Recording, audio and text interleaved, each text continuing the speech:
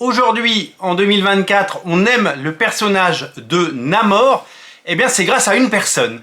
Et cette personne, c'est monsieur John Byrne qui a lancé cette série absolument incroyable en 1990. Namor, qui s'appelait en anglais Namor the Submariner, comme vous pouvez le voir. Le Prince des mers, comme on dit en français. Une série qui est sortie dans les pages de Strange. À l'époque, souvenez-vous, il y avait eu cette couverture et on s'en est jamais remis. C'était tout simplement fabuleux. Ça faisait partie des omnibus très attendus. Ça faisait partie des omnibus qu'on espérait. Ça faisait partie des omnibus qu'on voulait avoir dans sa collection. Et c'est une série qu'on avait envie et besoin de redécouvrir. Parce que sans John Byrne, il n'y aurait jamais eu Namor. Il n'y aurait jamais peut-être eu Namor au cinéma. Il n'y aurait jamais eu autant de fans de Namor. Alors oui, Namor, c'est un personnage qui est né avant Marvel Comics, c'est vrai, parce qu'il y a des personnages qui étaient déjà là avant que Marvel Comics soit Marvel Comics, Captain America par exemple, Bucky, ou encore Namor, puisque déjà dans les années 30 et 40, il y avait ces personnages qui existaient dans des comics qui étaient édités par d'autres maisons, quand Marvel a commencé à exister au début des années 60 dans la forme telle que nous le connaissons actuellement, 1961, 1962, avec le lancement de 4 Fantastiques, de Spider-Man, puis des X-Men. Et bien, bien avant cela, pendant la Seconde Guerre mondiale, il y avait déjà ces personnages qui étaient présents, donc leur popularité qui était immense à l'époque et leur existence même eh bien, est évidemment antérieure à la naissance de John Byrne en tant qu'artiste et son arrivée sur la série, mais il faut des jalons dans la vie, il faut des pierres qui fabriquent des châteaux qui sont une à une posées pour reconstruire un édifice. Eh bien, l'arrivée de John Byrne sur la série a vraiment marqué l'histoire et a vraiment marqué toute une génération de lecteurs. Je pense qu'on a tous été fans de cette série, on a tous pris plein les yeux à découvrir ça. John Byrne, il aurait pu tout dessiner à l'époque. John Byrne, il avait fait les X-Men, il avait fait les 4 Fantastiques, il avait relancé Superman. Il revient chez Marvel pour faire ça. Il avait fait She-Hulk, il avait fait donc Miss Hulk, il avait fait énormément de choses absolument incroyable et époustouflante dans sa carrière.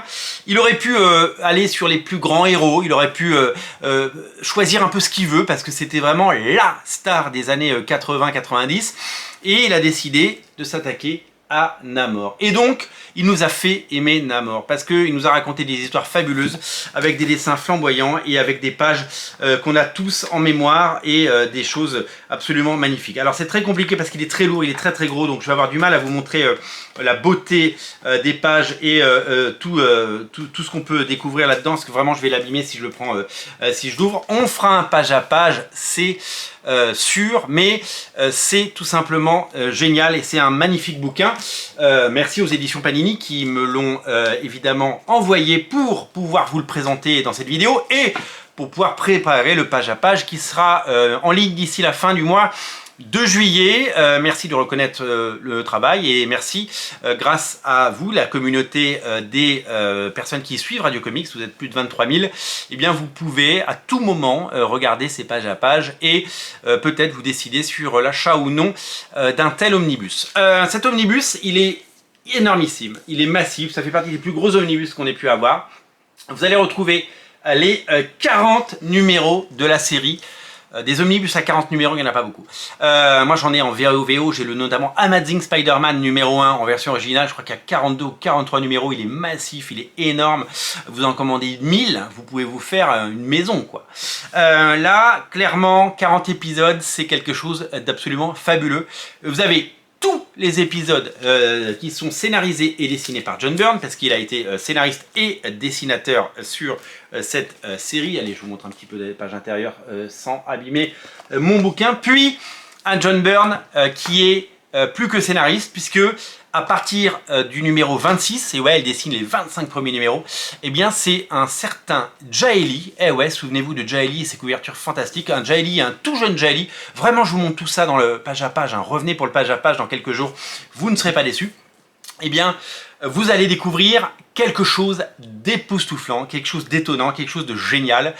Vous allez découvrir les premières pages de Jae-Lee avant qu'il fasse du X-Force, avant qu'il fasse du Sentry, avant qu'il fasse des Inhumans, avant qu'il fasse Hellshock chez Image Comics, avant qu'il fasse Wildcats Trilogy ou du Team Youngblood avec Rob Liefeld.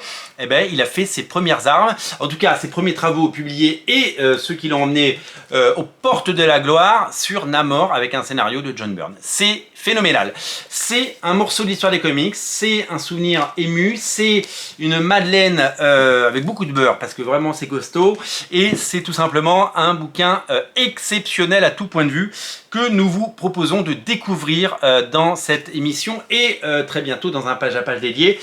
Vous avez l'ensemble de ces épisodes, voilà, 40 épisodes de Namor, plus des annuals, plus des spéciaux et des machins.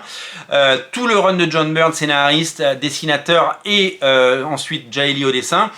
Ça termine évidemment avec une conclusion qui n'est pas signée John Byrne et qui n'est pas signée Jae-Lee, puisque Bob Arras est venu finir tant bien que mal la série avant qu'elle soit annulée, parce que c'est des séries qui ne peuvent pas survivre quand les grands auteurs ne sont plus là. Mais ça a été un fantastique run et qu'on prend plaisir à découvrir. Juste pour vous dire que j'ai le souvenir évidemment de cette couverture, j'ai le souvenir des premières pages, j'ai des souvenirs iconiques de... Je l'ai feuilleté, j'ai fait un pré-page à page tout seul, hein, j'étais pas filmé du tout. Il y a des pages que j'avais oubliées mais qui étaient dans mon inconscient. Vous allez halluciner tellement c'est beau. Vous allez halluciner, vous allez en prendre plein les mirettes. C'est absolument incroyable ce que vous allez voir. C'est génialissime. Et puis vous allez découvrir des pages que vous n'avez peut-être pas vues. Parce que moi je me souviens très très bien de certains numéros. Et il y en a certains, je les ai soit oubliés, soit jamais vus tout simplement. Est-ce que Semik à l'époque avait édité tous les épisodes? Je ne sais pas, j'imagine que oui. Mais je sais que j'étais pas un lecteur de Strange de façon mensuelle. Donc j'ai en effet raté des épisodes. Et donc quel plaisir de découvrir, ou pour ma part, donc de redécouvrir, ou pour ma part découvrir, parce qu'il y a des épisodes que j'ai découverts en les feuilletant et j'ai pas tout regardé parce que je me suis évidemment laissé du temps pour partager avec vous ce page à page qui arrivera très bientôt. Vraiment, c'est sublimissime et magnifique. Je vous invite à aller le feuilleter. Je pense que vous êtes déjà très nombreux parce qu'il est sorti déjà il y a quelques semaines à l'avoir dans votre collection. C'est un bijou et c'est un trésor, ça fait partie de l'histoire des comics. Et vraiment, bravo Panini de l'avoir édité et d'avoir écouté les lecteurs parce que c'est une formidable émotion et une expérience absolument unique de pouvoir replonger là-dedans. Donc merci à Panini de me l'avoir envoyé parce que je vais pouvoir vous le présenter et peut-être partager avec vous des moments d'émotion. Il est disponible partout et vraiment on se retrouve très très vite pour en parler. Si vous le cherchez, allez le voir dès aujourd'hui.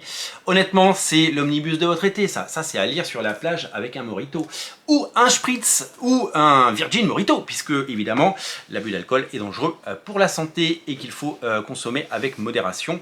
Bien entendu, il y a quelque chose que vous pouvez consommer sans modération, c'est l'omnibus Namor qui est disponible, 40 épisodes d'une saga cultissime. On se retrouve très bientôt pour en parler ensemble les amis, salut.